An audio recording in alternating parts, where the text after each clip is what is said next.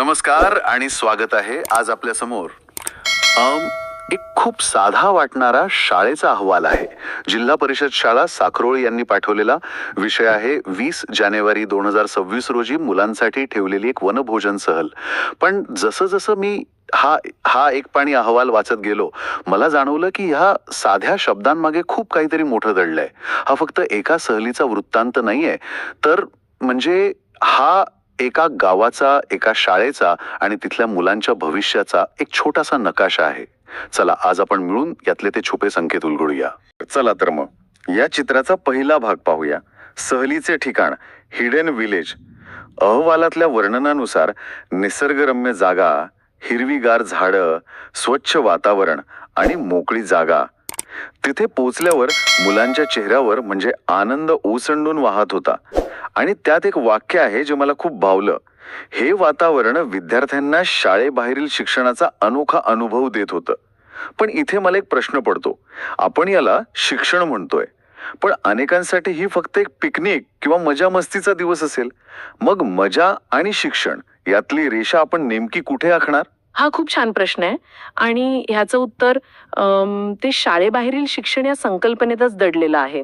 हे कसं माहितीये, जसं आपण एखादी पाककृती वाचतो आणि प्रत्यक्षात तो पदार्थ बनवतो, तसा फरक आहे. पुस्तकात वाचून तुम्हाला माहिती मिळते, पण जेव्हा तुम्ही स्वतः मसाले हाताळता, पिठाचा गोळा मळता, तेव्हा ते कौशल्य तुमच्या अंगी भिनतं. ही सहल म्हणजे मुलांसाठी शिक्षणाचा तोच प्रत्यक्ष पदार्थ बनवण्याचा अनुभव होता. अच्छा. हो, वर्गात शिक्षक जेव्हा निसर्गाचं रक्षण करा असं शिकवतात तेव्हा ते एक वाक्य असतं, पण जेव्हा मुलं प्रत्यक्ष त्या हिरव्यागार झाडाखाली बसतात, पक्ष्यांचे आवाज ऐकतात, तेव्हा निसर्गाबद्दलची आपुलकी त्यांच्या मनात आपोआप तयार होते. तेव्हा वेगळं शिकवावं लागत नाही. म्हणजे तुम्ही म्हणताय की अनुभव हेच सर्वात मोठे शिक्षक आहेत. अगदी तसंच. आणि गंमत बघा, अहवालात निसर्ग निरीक्षण असा शब्द आहे. हो आहे. याचा अर्थ मुलं फक्त खेळत नव्हती, त्यांनी काहीतरी पाहिलं, काहीतरी समजून घेण्याचा प्रयत्न केला.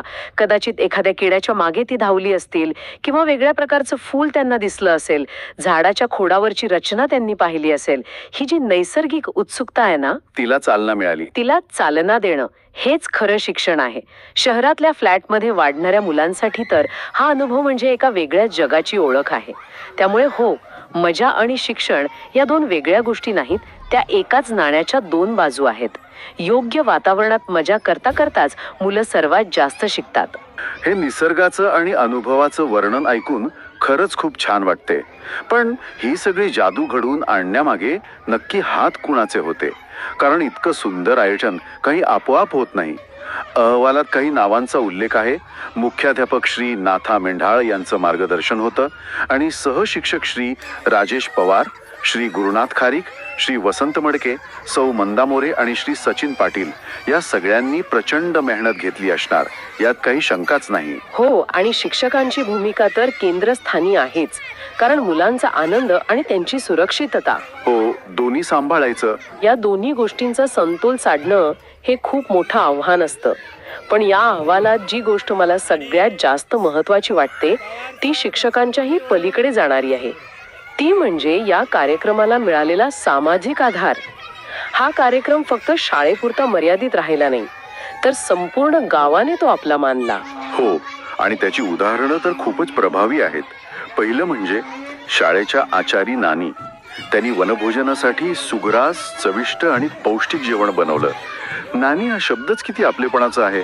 विचार करा, एखाद्या व्यावसायिक केटररकडून जेवण मागवता आलं असतं, पण शाळेतल्याच नानींनी जेवण बनवल्यामुळे त्या जेवणात एक घरगुतीपणा, एक माया आपोआप उतरली असेल.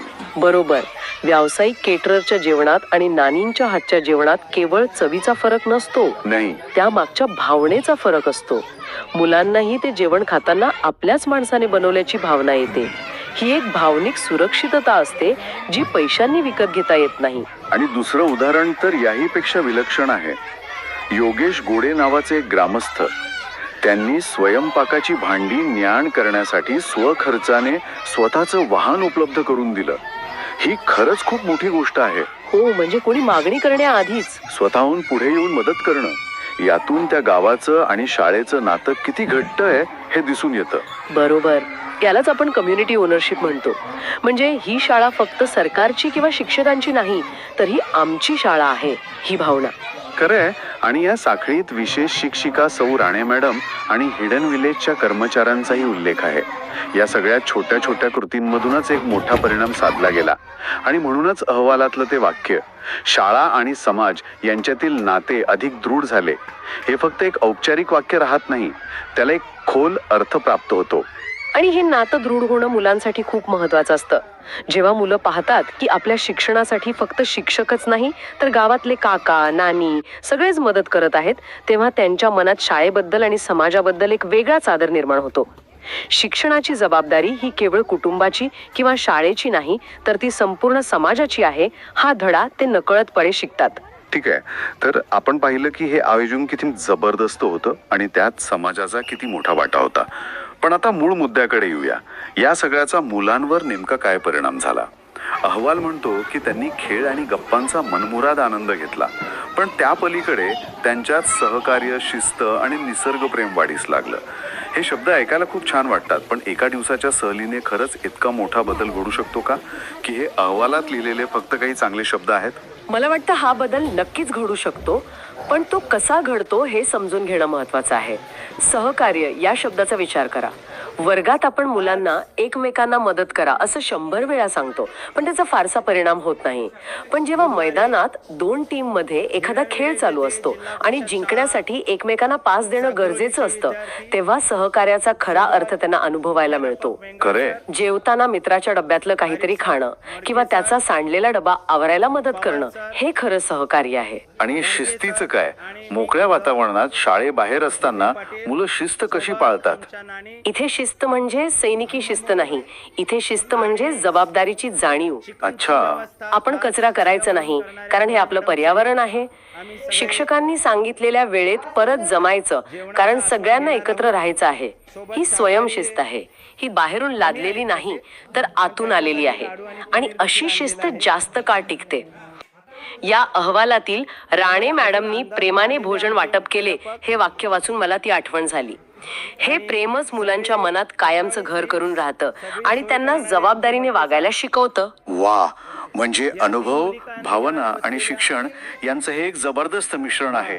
आणि तिसरा मुद्दा आहे निसर्गप्रेम. हो, आणि माझ्या मते या सहलीतून मुलांना मिळालेली ही सगळ्यात मोठी आणि आयुष्यभर टिकणारी गोष्ट आहे. आजच्या काळात जिथे हवामान बदलासारखी संकट आपल्या समोर उभी आहेत, तिथे निसर्गाबद्दल प्रेम आणि आदर असणारी पिढी तयार करणं ही आपली सर्वात मोठी गरज आहे. अगदी अगदी बरोबर. आणि ही भावना वर्गातल्या भाषणांमधून नाही, तर निसर्गाला प्रत्यक्ष स्पर्श केल्याने, अनुभवल्यानेच निर्माण होऊ शकते. त्यामुळे हो, एका दिवसाच्या सहलीने मुलांच्या मनात बदलाची ही छोटी रोपं नक्कीच लावता येतात. आता त्यांना खतपाणी घालून वाढवण्याची जबाबदारी शिक्षक आणि समाजाची आहे. आणि म्हणूनच कदाचित अहवालाचा शेवट या वाक्याने होतो की हा आनंददायी दिवस विद्यार्थी व शिक्षक सर्वांसाठी कायम स्मरणात राहणारा ठरला.